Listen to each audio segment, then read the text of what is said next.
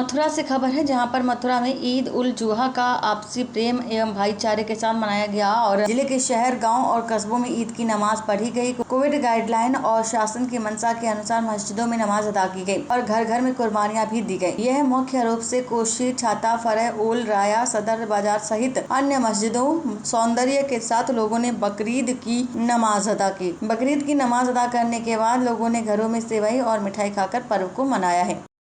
सबसे पहले मैं आपके चैनल के माध्यम से पूरे मथुरावासियों को और शहरवासियों को और देशवासियों को ईद की बहुत बहुत शुभकामनाएं और दशहरा की बहुत बहुत शुभकामनाएं, क्योंकि ये त्योहार एक दिन के आगे पीछे से पड़ा है।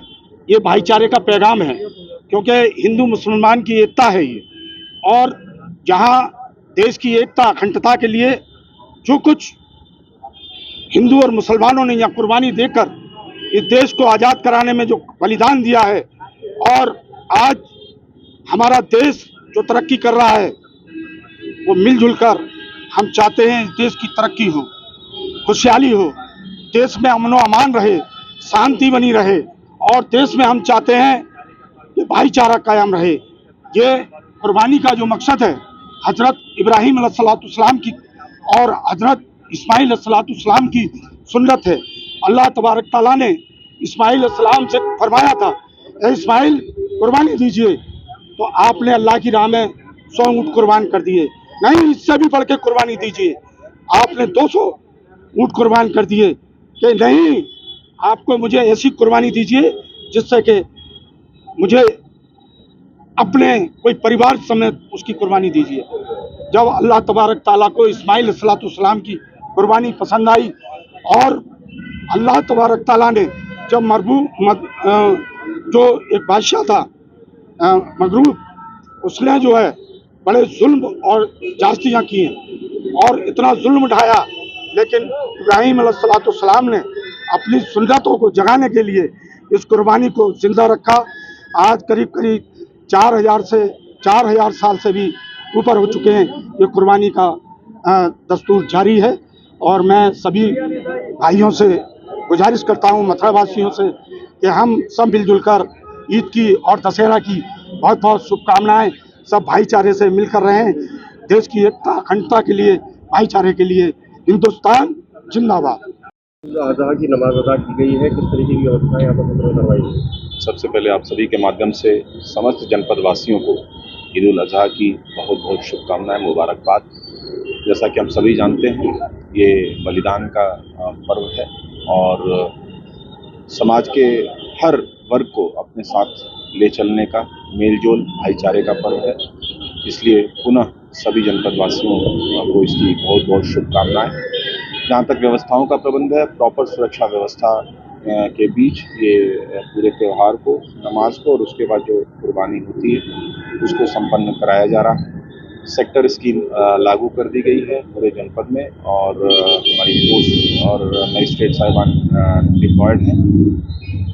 साथ ही साथ यातायात की भी सुचारू व्यवस्था रहे, इसके लिए भी विभिन्न इम्पोर्टेंट जो हमारे लोकेशंस हैं, जो हमारे प्रेशर पॉइंट्स हैं, वहाँ पे ट्रैफिक की व्यापक व्यवस्था की गई है। समस्त हमारे सम्मानित पीस कमेटी के मेंबर्स, चाहे वो सेंट्रल पीस कमेटी हो या थाने की पीस कमेटी हो, हमारे सम्राट साथीगण हो या स्टेन हो, सबके साथ पूर्व में बैठकें हो चुकी हैं विभिन्न स्तरों पर, और आज भी सभी को साथ में लेते हुए, सभी का सहयोग लेते हुए इस त्यौहार को सकुशल संपन्न कराया जा रहा है। ईद उल जुहा की नमाज जो हुई है, हमारी कमेटी ने एक मीटिंग करी थी। मीटिंग करके पूरी आवाम को समझाया कि देखिए, जो कराना शासन की जो गाइडलाइन है, कोई भी सोशल मीडिया पर इस तरह का पोस्ट ना करें जिससे किसी की भावना आहत हो, और गाइडलाइन का ख्याल रखते हुए। और देखिए, क्या नाम है, यहाँ तो हमेशा वृंदावन में भाईचारा रहा है। कभी भी किसी तरह का भी कैसा ही मदद नहीं, हर द्वार ऐसी कुछ नहीं होता है। कभी भी कोई ऐसा मुद्दा नहीं रहा जिससे कि कोई परेशानी भी नहीं होती है। यहाँ तो द्वार भाईचारे से ही रहते हैं। अब देखिए, यहाँ प्रशासन की बहुत अच्छी व्यवस्था थी, निगम की भी साफ सफाई बहुत अच्छी थी, और देखिए बिजली विभाग की भी समय से बत्ती हमको मिली। नमाज कितने बजे हुई थी? नमाज हमारी सही 9 बजे खड़ी, 9 बजे फिक्स, 9 बजे 25 टाइम था हमारा, और हमने अपनी आवाम को समझा दिया था मीटिंग करके कि जो शासक की गाइडलाइन है उनका पालन करें, कोई भी सोशल मीडिया पे बाहर कुर्बानी नहीं करें, किसी तरह से कराम में कोई भी ऐसी पोस्ट नहीं करें किसी की भावना आ सके। और हम भी चाहते हैं इस दूसरे के वृंदावन के अंदर भाईचारा कायम रहे, हमेशा हमारा हिंदुस्तान आबाद रहे, देश खुशहाल रहे हमारा, और हमेशा भाईचारे से हमेशा त्योहार होते रहें। और सबको ईद की मुबारक अपनी शाही समाज के अध्यक्ष की तरफ हैसियत से और अपनी आवाम की तरफ से सबको ईद की मुबारक ब्रजवासियों को और अपने ब्रज के लोगों के लिए। और जुहा की नमाज अदा की गई है, किस तरीके की व्यवस्था है? देखिए, सबसे पहले तो ईद उल अजहा के इस पर्व पर मैं सभी जनपद वासियों को बहुत बहुत मुबारकबाद दूंगा, बहुत बहुत बधाई दूंगा।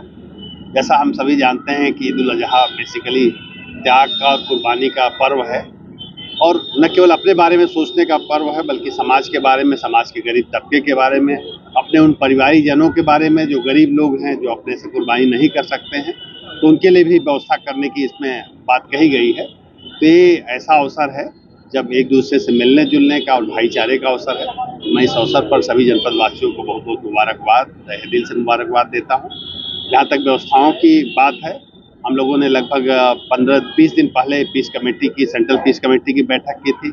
उसके अलावा थानावार, चौकीवार बैठकें की गई और विभागवार समीक्षा की गई, और सारी व्यवस्थाओं को हम लोगों ने अप टू द मार्क बनाने की पूरी कोशिश की है। और आज पूरे जनपद में लगभग ईद की नमाज अदा की जा चुकी है और सभी जगह व्यवस्थित ढंग से नमाज हुई है। इसके लिए सभी लोगों को पुनः बधाई। मथुरा से अमित शर्मा की रिपोर्ट।